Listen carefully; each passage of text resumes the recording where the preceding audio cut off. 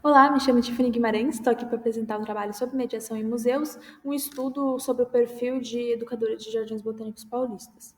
É importante entender que o contexto, né, a história dos jardins botânicos, ela não é nova, principalmente no Brasil.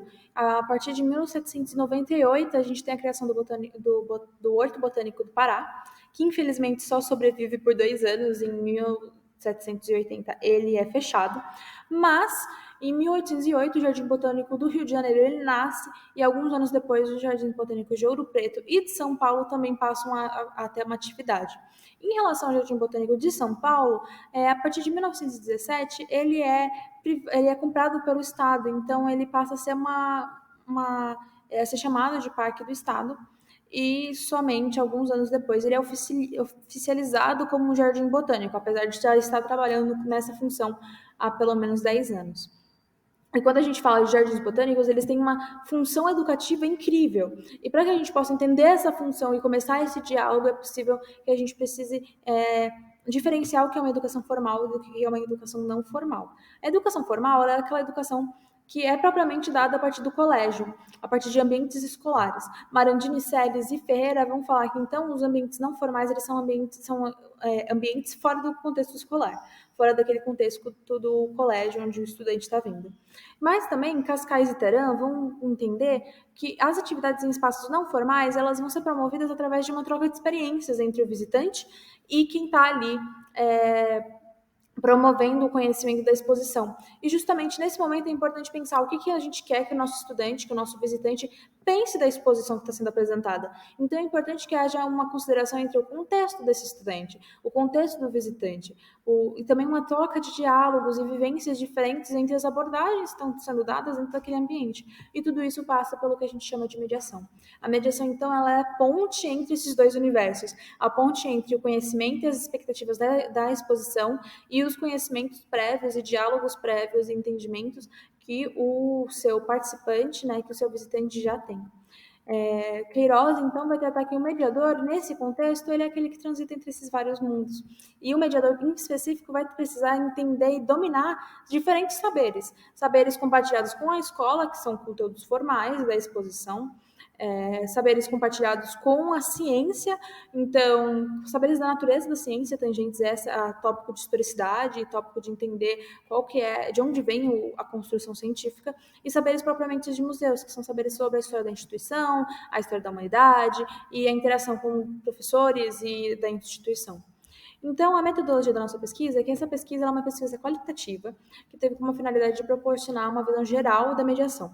Mas ela é uma pesquisa que ela é um recorte de uma outra pesquisa, de uma outra iniciativa científica. E nessa pesquisa qualitativa foram abordados uma análise de diferentes jardins botânicos do estado de São Paulo, o Jardim Botânico de São Paulo, de Jundiaí e de Bauru. Foi enviado então um questionário para essas instituições com as diferentes respostas e diferentes resultados em diferentes categorias. As categorias dizem a respeito do perfil dos mediadores e a escolha de estrutura de mediação utilizada por cada um deles.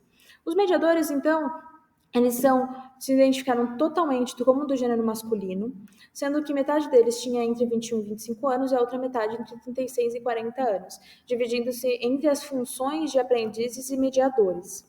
Sendo os aprendizes, então, responsáveis pelas visitas guiadas, por atividades em relação ao público que está tendo ali visitando o Jardim Botânico, enquanto os mediadores e professores tinham outras atividades importantes, como atividades mais burocráticas, atuações mais burocráticas dentro do Jardim Botânico, além de atividades mais voltadas à conservação e à coleta e ao cuidado das plantas propriamente ditas. Também a respeito do perfil dos mediadores, é importante também trazer que metade estava ali no Jardim Botânico, tinha até 5 anos, e a outra metade já estava ali há mais de 10 anos trabalhando. Além disso, metade tinha uma formação científica, a outra metade tinha uma formação pedagógica, mas apenas 25% teve o cuidado, o interesse de ter uma formação continuada. A respeito da escolha de modelos de mediação, se caracterizou então 3 diferentes modelos. O modelo centrado no mediador, que ele é um modelo em que o mediador ele entende o seu papel como o papel de explicar os conteúdos da exposição, explicar o que está acontecendo, e há pouca interação entre o visitante e a exposição. 25% dos entrevistados preferiu optar por esse modelo. O modelo centrado no visitante é o seguinte, ele engloba o mediador identificar o visitante como uma pessoa ativa na exposição. E ele vai se identificar como responsável pelo intercâmbio de ideias apenas, como se os visitantes fossem os seus pares. 75% dos mediadores optaram por utilizar dessa abordagem. E, por fim, existe a abordagem de um modelo centrado na exposição, em que o mediador ele acredita que o visitante é uma peça ativa, mas ele ainda expõe o significado da exposição, ainda se expõe como intercambista da exposição, trazendo poucos aspectos de diálogo entre o visitante. Então, a respeito da estrutura de mediação, todos os mediadores eles estavam 100% flexíveis a que o participante da visita ele se adaptasse, ele falasse, ele explicasse e participasse da exposição. E eles também eram flexíveis em relação à dinâmica dos grupos que estavam ali frequentando os jardins botânicos.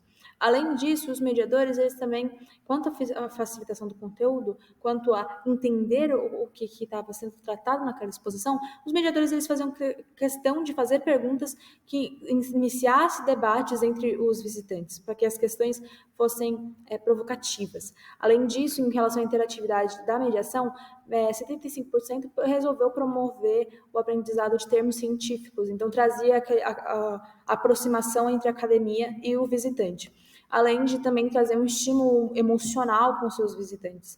E também concordavam que a educação não formal e a educação científica eles têm papéis complementares quando a gente fala de educação não formal, né? Então, quando a gente vai começar a discutir, a gente pode se perguntar sobre a atuação feminina nesse ambiente. Você pode lembrar que eu falei que 100% se considerava do gênero masculino. Mas isso é uma característica única quase como uma ironia. Ela é uma característica única desse trabalho. Porque, na verdade, Massarani vai mostrar que na América Latina a maior parte das mulheres trabalha nos espaços não formais de educação. E também Massarani com Carletti vão afirmar que existe uma maioria feminina na divulgação. E isso é uma tendência. Mas a gente também não pode deixar de pensar e acabar adotando uma postura ufanista em relação a isso, porque as mulheres ainda assim passam discriminações, ainda assim passam desigualdades no meio da ciência, e ainda assim o fato delas trabalharem especificamente com a educação não formal é relevante quando a gente pensa da presença das mulheres dentro da ciência. Então é preciso trazer essa atenção e ainda continuar estimulando que as mulheres participem da ciência, seja em quais uma das áreas de atuação do universo científico. Além disso, em relação à escolha de modelo, é importante lembrar que é preciso haver uma educação continuada para os mediadores, porque os mediadores, de acordo com Delors, vai ter que recorrer a competências pedagógicas muito diversas. Então, se o seu mediador não tem uma educação continuada, é muito difícil que ele continue recorrendo a métodos pedagógicos que sejam atuais, que falem com o seu público, que ele consiga fazer esse intercâmbio de forma proveitosa para o público e consiga engajar esse público dentro da ciência. Além disso, em relação a atividades exercidas, existe uma tendência de que esse ambiente não formal ele tenha uma multidiversidade de atividades exercidas. Então, você pode se lembrar que os profissionais eles podem atuar tanto de áreas burocráticas, cuidando de conservação, quanto trabalhando somente com um público. Além disso, também você tem uma diversa habilidade que os mediadores precisam ter. Então, Queiroz vai tratar que os mediadores, nesse contexto, ele é aquele que transita entre esses mundos. O mediador ele precisa se conseguir falar sobre a ciência, conseguir falar sobre o visitante, conseguir intercambiar esse conhecimento, mas também, e aí você vê cada vez mais sentada a importância de uma educação continuada, uma educação em que o mediador ele consiga trazer cada vez mais aspectos dos mundos em que a ciência pode estar envolvida, para que haja um interesse, um engajamento científico em diferentes aspectos, em diferentes universos da sociedade, da nossa comunidade. Conclui-se, então, que os jardins botânicos eles são ambientes extremamente ricos para a educação ambiental e que esses processos são muito importantes na formação do estudante, porque ali dentro ele pode ver na prática o que acontece com aqueles saberes que eles estão aprendendo no ambiente formal. Além disso, os mediadores eles também devem ser incentivados a ter uma educação continuada, além de transmitir e de transitar entre os diferentes modelos de acordo com os seus públicos, para que haja uma boa troca de conhecimento. Então, se percebe que os jardins botânicos eles são extremamente importantes para todo o universo da educação e todo o universo da educação científica. Então, eu te agradeço muito por ter ouvido até aqui, por ter assistido essa apresentação. Agradeço em especial também à UFABC por ter permitido essa pesquisa, que é a faculdade de onde eu venho, e também ao CNPq por ter apoiado e está continuando apoiando essas pesquisas.